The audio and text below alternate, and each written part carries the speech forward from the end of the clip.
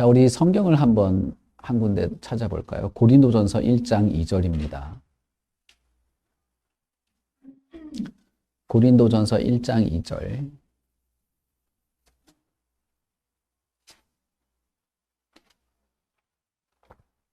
다 찾으셨죠? 우리 같이 읽겠습니다. 시작. 고린도에 있는 하나님의 교회 곧 그리스도 예수 안에서 거룩하여지고 성도라 부르심을 받은 자들과 또 각처에서 우리의 주 곧 그들과 우리의 주 되신 예수 그리스도의 이름을 부르는 모든 자들에게. 이제 바울 사도가 고린도 교회의 편지를 쓰면서 이제 첫머리에 쓴 내용이죠. 고린도에 있는 하나님의 교회라고 해놓고 곧 뭐라고 했냐면 그리스도 예수 안에서 거룩하여지고 성도라 부르심을 받은 자들이라고 말한 것이죠. 교회란 무엇이냐? 교회란 그리스도 안에서 거룩해지고 성도라 부르심을 받는 자들이 교회라는 것이에요. 그리고 또 곧 이렇게 하죠. 그들과 우리의 주 되신 예수 그리스도의 이름을 부르는 모든 자들 이렇게 말했죠. 교회라는 것은 무엇이냐? 그리스도 예수 안에서 거룩하여진 성도라 부르심을 받는 자들, 그리고 예수 그리스도의 이름을 부르는 모든 자들이 곧 교회이다라는 것입니다. 여기서 교회의 중요한 정체성은 뭐냐? 그리스도죠. 그래서 그리스도 예수 안에서 거룩하여진, 그리고 예수 그리스도의 이름을 우리의 주라고 부르는 그 그리스도와의 밀접한 관계 속에서 교회의 정체성이 생기는 것입니다.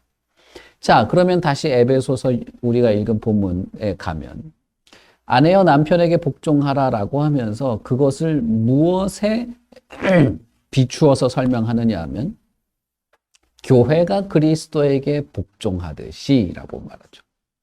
그리고 남편들아 아내를 사랑하라라고 하면서 뭐라고 하느냐 하면 그리스도가 교회를 사랑하듯이라고 말했어요.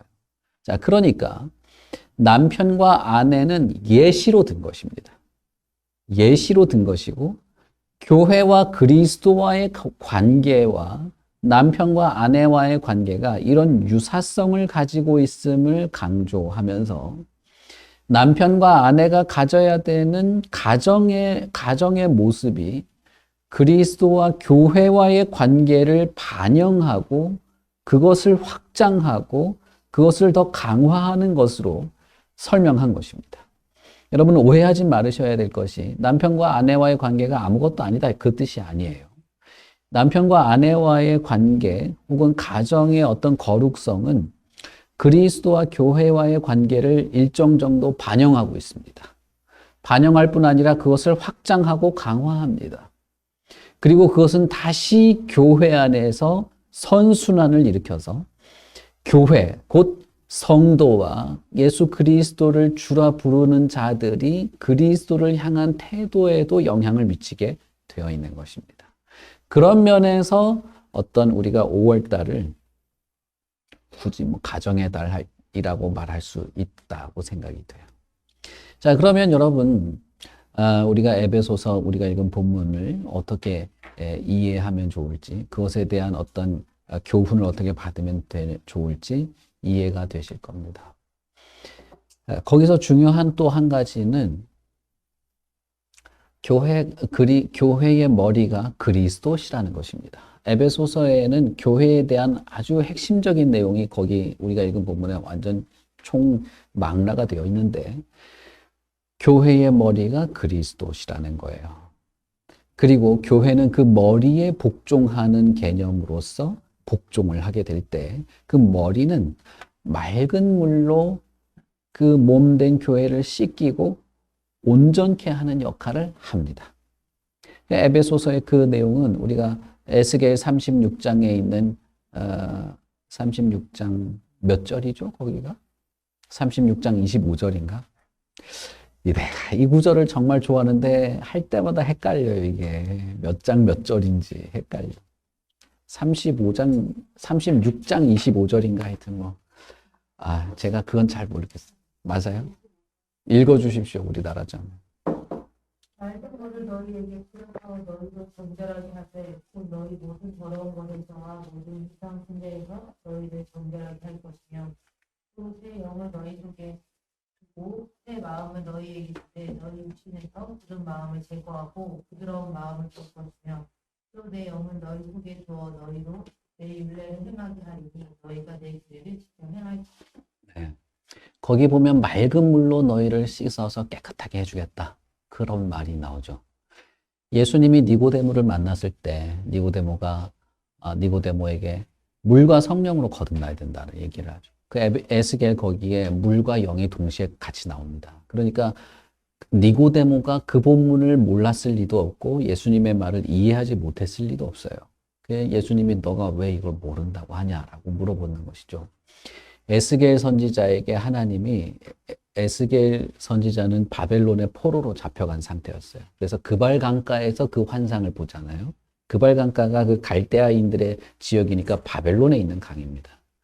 그발 강가에서 그 선지자가 하나님의 어떤 그 공의의 환상을 보면서 마음에 계속 갈등을 하고 슬퍼하는데 그때 하나님이 내가 맑은 물로 너희를 씻어주겠다라고 하는 거예요. 맑은 물로 너희를 깨끗하게 씻어주고 새 영을 너희에게 주어서 너희들이 비로소 내 계명을 지키는 정말 나와 함께 있는 그런 자로 내가 해줄 거야. 그러니까 바벨론에서의 그 고통을 잘 지나가야 된다는 얘기를 하는 것입니다. 그 이야기를 하면서 예수님이 그 에스겔 수백 년, 수천 년 전에 에스겔 선지자에게 했던 그 내용이 사실은 뭐냐를 니고데모에게 말하는 거예요. 물과 성령으로 거듭나야 된다는 걸 말하는 것이죠. 에베소서에서도 바울 사도가 말합니다. 맑은 물로 정결케 할 책임이 머리에게 있는 것이고 그 머리는 자신에게 순종하고 순복하는 교회를 맑은 물로 씻어준다는 거예요. 여러분 에스겔 선지자에게 한 그 말이 사실은 어디에서 실현이 되냐 하면 교회에서 실현이 되는 것입니다. 그런데 그것이 어떤 관계냐는 거예요. 머리와 몸, 그리스도와의 교회가 마치 아내와 남편의 관계처럼 사랑으로 맺어지고 서로에게 헌신하고 서로에게 순복하는 그런 관계 속에서 깨끗하여지는 그런 것이라는 것입니다. 자, 여러분. 그런 면에서 바울 사도는 에베소에 있는 성도들에게 아내와 남편과의 관계를 어떻게 세워가야 할지, 그리고 이 믿음의 가정이 무엇을 반영해 나가야 할지, 그리고 그것이 결국 그런 자들이 모인 교회가 어떤 정체성을 가져야 할지를 아주 중요하게 말하고 있는 것입니다. 교회야말로 가정의 토대가 됩니다. 가정이야말로 교회의 토대가 되는 것입니다. 상호 토대적인 것이에요. 상호 근거가 되는 것입니다. 그러나 더 근본적인 토대는 교회입니다. 제가 지난주에 말씀드렸죠. 성도의 삶의 근거는 하나님에게 있어요. 성도의 삶의 원리도 하나님에게 있습니다. 아버지이신 하나님 덕분에 내가 정직할 수 있는 거예요. 아버지이신 하나님 때문에 내가 사랑의 노력도 할 수 있게 돼요. 아버지가 사랑이시기 때문에 나도 사랑이라는 걸 해볼 수 있는 것이고, 아버지가 정결하기 때문에 나도 정직하려고 해볼 수 있는 것입니다. 그래서 우리 성도의 삶의 모든 토대와 근거는 내 성격과 내 성질과 내 노력에 있는 게 아니라 하나님에게 있습니다. 그런 것처럼 아내와 남편 간의 사랑과 서로 간의 순복의 그 노력과 수고도 그리스도, 교회의 토대가 있는 거예요. 여러분 이걸 아셔야 됩니다. 그러니 여러분 우리가 그리스도께 순복하는 것을 할 수 없다면 서로에게 남편과 아내에게 순복할 수 없는 겁니다. 자녀와 부모도 마찬가지입니다. 그리스도에게 순복하는 것이 없다면 부모에게 순복하는 것도 없고 부모에게 순복하는 게 없다면 그리스도에게도 순복할 수 없는 것이에요. 남편에게는 특별히 더 막중한 책임을 말합니다. 왜냐하면 머리가 맑은 물로 몸을 씻기기 때문입니다. 그러니 남편도 가정에서 그런 역할이 필요한 것이고 그런 역할을 통해서 그리스도를 더욱 닮아가게 되는 것이죠. 그런 면에서 한편으로 뭐라고 할까요? 신앙의 불균형은 사실상 우리에게 큰 고통을 남기게 되는 것입니다. 영혼의 깊은 상처를 만들어내게 되는 것이죠. 사람이 어느 정도 하나님과의 어떤 관계 속에서 인격적 관계를 누리게 되는 것은 뭐라고 하면 좋을까요? 하나님의 은혜의 영역 안에 있습니다. 그러나 또 한편으로는 우리가 하나님을 알고 믿는 것, 하나님이 우리의 아버지심을 알고 그리스도와 교회와의 관계를 내 삶에서 반영하면서 서로 간의 그 믿음의 가정의 뭐랄까요? 이 온전함을 지켜내는 것들은 또 한편으로는 우리의 수고의 영역에 속하여 있기도 합니다. 이것이 다 인격적 관계 속에서 어우러지게 되어 있어요. 그래서 이 하나님의 은혜의 역사, 그리고 그 은혜의 역사에 힘입은 우리의 노력과 수고가 마치 마차의 두 바퀴처럼 같이 굴러가게 되는 것입니다. 그런 면에서 여러분, 바울 사도는 또 아내들이여, 남편들이여 이렇게 말하게 된 것입니다. 근데 이것은 교회에 대한 이야기이기도 하고 우리 자신들에 대한 이야기이기도 한 것이죠. 교회와 가정의 관계는 이렇게 밀접한 것입니다. 그리스도와 나와, 그리스도와 교회와, 그리스도와 내 가족과의 관계는 서로 뗄래야 뗄 수 없는 그런 면에서 가정이라고 말할 수 있는 그런 것이 된 것이죠. 여러분, 그러나 한편으로는 우리 안에서 심각한 불화와 고통과 분열과 미움이 싹트는 것이 가정이기도 합니다. 그러나 이것은 가정의 본래 모습이 아니에요. 이것은 가정의 어떤 역할 혹은 어떤 그 원래의 취지에서 벗어난 것입니다. 이것은 우리가 잘 알 수 있어요. 왜냐하면 최초의 가정이었던 아담과 하와가 하나님으로부터 멀어지게 되는 것이 시작되었을 때 가장 먼저 부서뜨린 것이 가정이기 때문에 우리는 이것을 잘 알 수 있습니다. 저는 매우 우려스러운 것 중에 하나, 그리고 뭐 관심이 가지게 되는 것 중에 하나도 현대 사회에서 이 가정이 무너지는 것이에요. 현대 사회는 무척 오랜 기간 동안에, 그리고 아주 일관적으로 가정을 이렇게 해체시키는 방향으로 발전되어 오고 있습니다. 이제 혼자 사는 것이 마치 지혜로운 것처럼 말하는 시대가 됐습니다. 결혼하지 말라. 결혼하면 불행하다. 이게 요즘에는 TV에서 공공연하게 말하고 저는 이것이 상당히 문제가 심각하다고 생각돼요. 물론 가정에는 여러 문제가 있을 수 있습니다. 서로 미워하기도 되고 원망하기도 되고 자신의 책임보다는 상대방의 어떤 문제를 지적하기를 좋아하는 그런 풍토가 있지만 아내나 남편 때문에 내 자유가 억압받는다는 식의 이야기를 하거나 혹은 한편이 다른 상대방을 지배하는 듯한 문화를 당연하게 여기는 식의 이런 것들은 이 한국 사회가 얼마나 병들었는지를 보여주는 거예요. 예전에도 물론 이런 것은 있었습니다.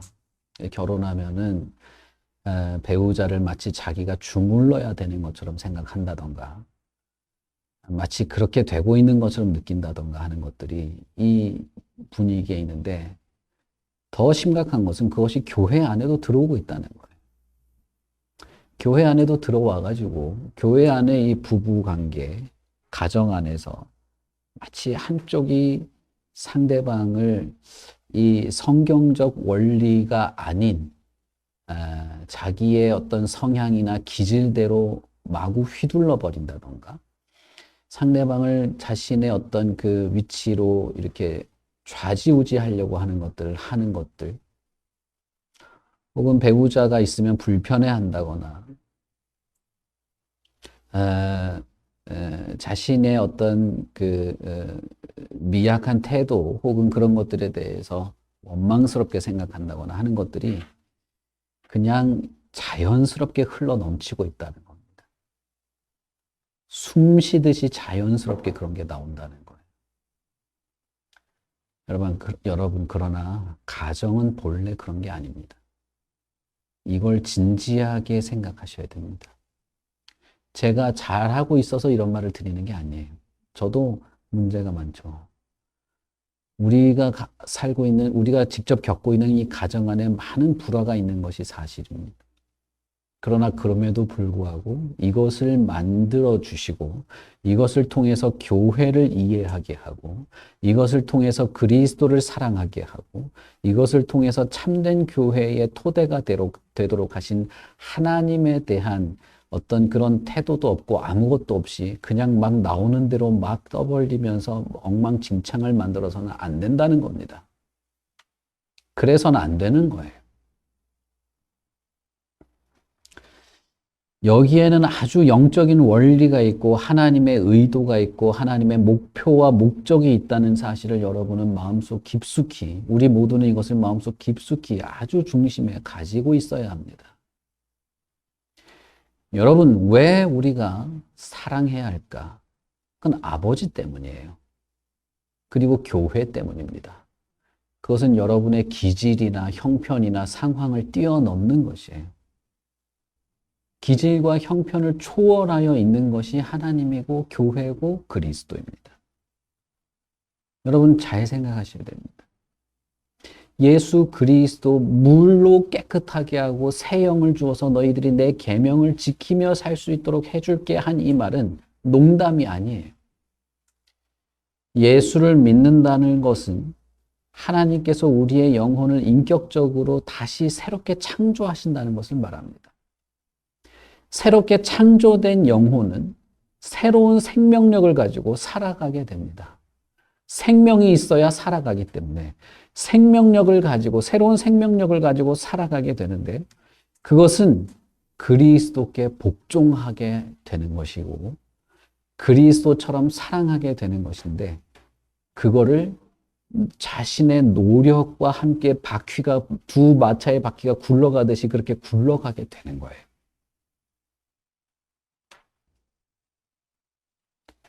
아내가 남편에게 순복할 수 있는 이유는 남편이 마치 그리스도와 같기 때문이죠.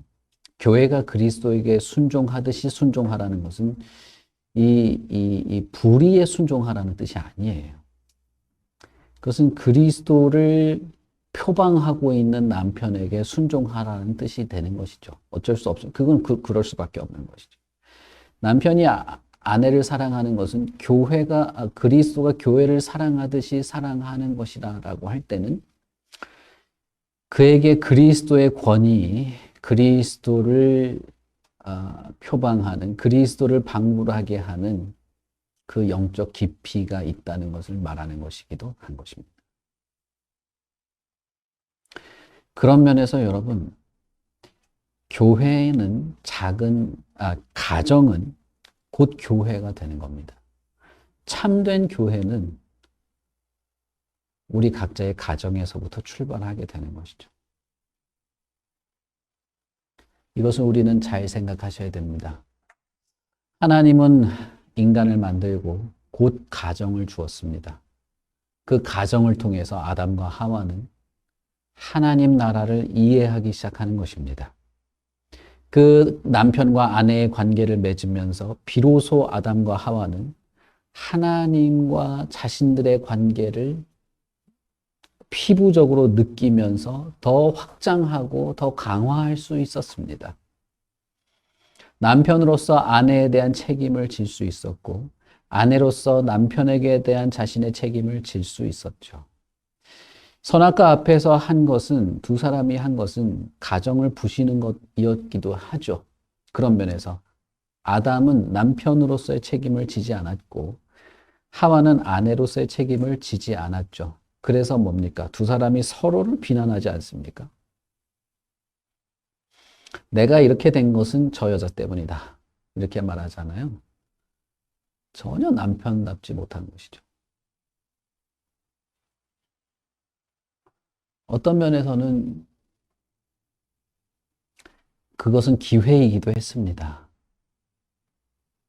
저 사람이 왜 저러나가 아니라 거기에는 내가 남편으로서의 그리스도의 어떤 역할을 감당할 수 있는 기회이기도 했다 이 말입니다. 그러니 그것은 하나님께서 주신 아름다운 동산에서 아름다운 가정을 끌어나갈 절호의 찬스이기도 했던 것이죠.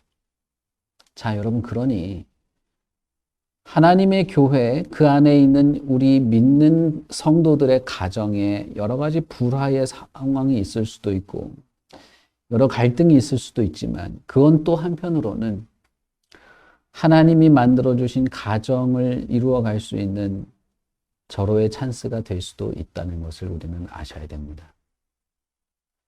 교회도 마찬가지입니다.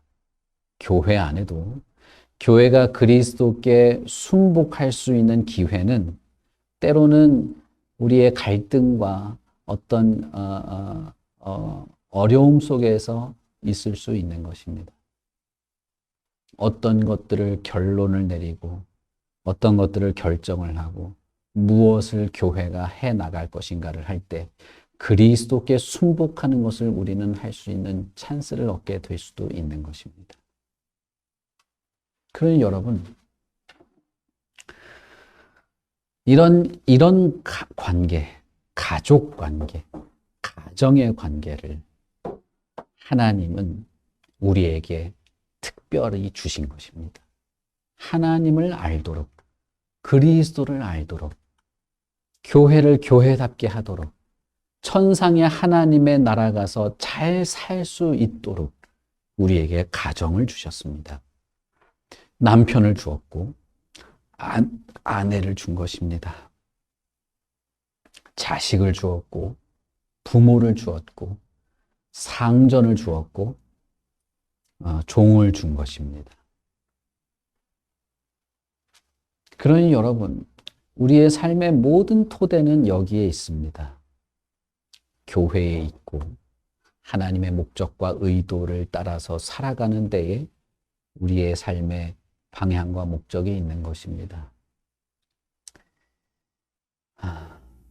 교회와 가정, 그리스도와 교회, 이 둘은 뗄래야 뗄 수 없고 한 몸과도 같습니다. 마치 남편과 아내가 한 몸과도 같은 것이죠. 그래서 남편이 아내를 사랑하는 것은 곧 자신을 사랑하는 것이기도 한 것입니다. 바울 사도는 에베소서에서 그것을 분명히 밝히고 있습니다. 왜냐하면 다 하나이기 때문이죠. 그리스도가 교회를 사랑하면서 교회를 자신의 몸처럼 여기고 사랑한 것처럼 남편도 아내를 사랑하는 것은 곧 자신을 사랑하는 것이 되고 결국 그것은 그리스도가 교회를 사랑하는 것을 실천하는 것이 되기도 한 것이죠. 여러분들의 각자의 가정에서 여러분들이 성경의 표현대로라면 남편들이 그리스도처럼 행할 수 있는 장이 펼쳐져 있다는 사실입니다. 남편들이요, 여러분들이 여러분의 가정에서 그리스도처럼 행동할 수 있는 기회가 아내로부터 얻어질 수 있다는 사실입니다. 그것은 아내에게도 마찬가지입니다.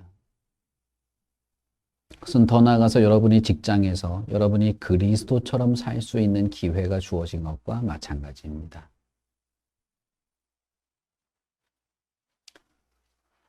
하나님이 이 특별한 것을 우리에게 주셨습니다.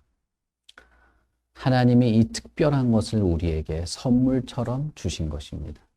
내 인생의 걸림돌이 아니고 내 자유와 내 개성을 억압하는 것이 아니고 상대방을 내가 주물러야 되는 것이 아닙니다.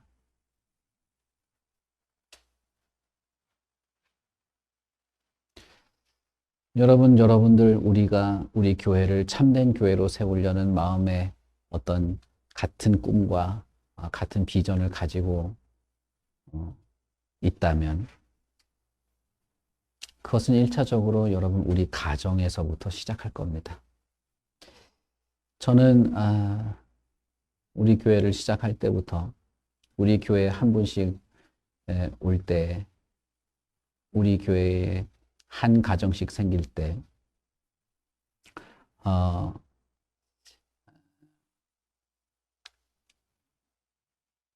우리 교회에 있는 이 가정이 믿음의 가정으로 잘 세워지기를 바라는 기도를 계속 해왔어요.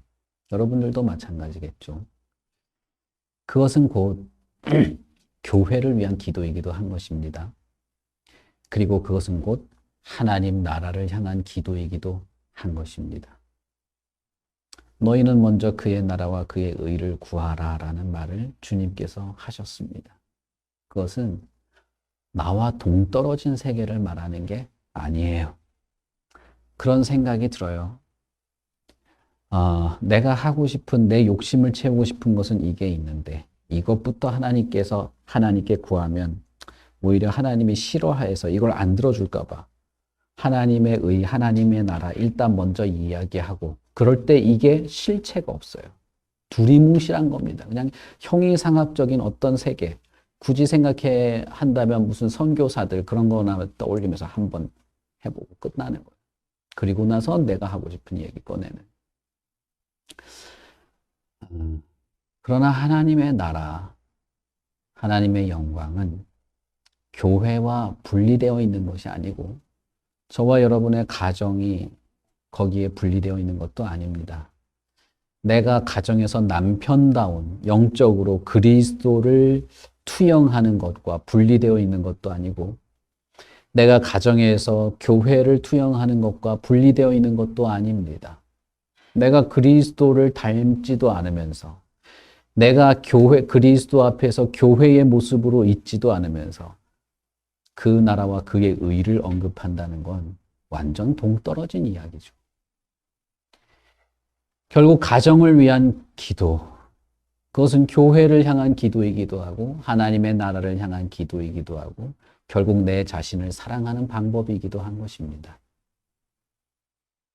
여러분, 죄악된 인간은 아주 지독한 것이 하나가 있습니다. 그건 뭐냐면 자기밖에 사랑하지 않는다는 겁니다. 인간은 어머니 뱃속에서 세상에 출생하면서부터 우리 초음파 사진 보면 우리 쌍둥이 초음파 사진 보면 뱃속에 있을 때부터 자기밖에 몰라요. 그런 것 같아요. 뱃속에 있을 때 우리 그 루빈인가 유빈인가 한쪽에 머리를 미친 듯이 발로 찼어요. 초음파에 발로 계속 차고 한쪽은 얻어맞으면서 손가락 빨고 있더라고. 뭐 뱃속에서 우리 아내 뱃속에서 보면서 와 뱃속에서부터 저러나 싶었거든요. 아기 때는 그냥 발로 찬다 치지만 여러분 성장하고 나면 이 자기만 사랑하는 것은 엄청난 파괴력을 가지고 있어요. 자기뿐 아니라 타인도 다 파괴해버리는 어마어마한 이 지독한 자기애에서 벗어나지 않게 돼 있어요. 인간이 다 그렇습니다. 자기밖에 몰라요. 희생과 헌신이라는 것이 그래서 예수께서 자기 친구를 위하여 자기 목숨을 버리는 것이 만큼 사랑의 증거가 없다라고 한 것은 정말 그럴 겁니다. 내 성질대로라면 저 사람이랑 내가 왜 같은 예배당에 앉아서 예배를 드려야 돼? 저 사람 때문에 내가 예배를 똑바로 드리기가 어려워. 여러분, 그러나 여러분 그게 죄인된 인간의 아주 기본적인 거예요. 저와 여러분이 다르지가 않습니다. 그런데 그리스도가 교회를 사랑하는 것처럼 아내를 사랑할 수 있다라고 하는 것은 그가 그리스도 안에서 거듭난 자야만이 가능하다는 거예요. 그리스도를 투영해서 아내가 나를 통해서 그리스도와 같은 사랑을 공급받을 수 있는 존재인데 내가 그걸 가로막고 있는 존재라는 것도 무척 뭐라고 하면 좋을까요? 그것도 무척 사실인 것이죠. 그것도 너무나 사실인 것이죠. 내가 그렇게 할 수 있다는 것입니다. 그리스도의 사랑을 보여줄 수 있는. 그게 교회인 겁니다. 그게 성도인 겁니다. 그게 예수 그리스도 안에서 거룩하여진 성도라 부르심을 입은 교회인 겁니다. 여러분, 우리의 가정이 어떠하기를 바라십니까? 저는 진짜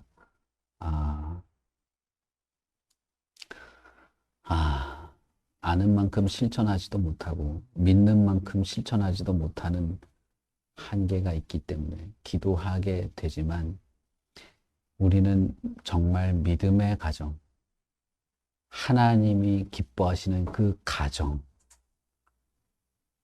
그리스도와 교회의 관계를 투영하고 발산하는 그 가정이기를 기도할 필요가 있겠죠. 그걸 기대하십시오. 그걸 추구하십시오. 그걸 원하십시오. 그걸 위하여 노력하고 수고하십시오. 한쪽 바퀴가 안 굴러가면 어떻게 되는지 아십니까? 그 마차는 제자리를 뱅뱅 돌게 돼 있습니다. 한쪽 바퀴만 구르면 이렇게 돌아요.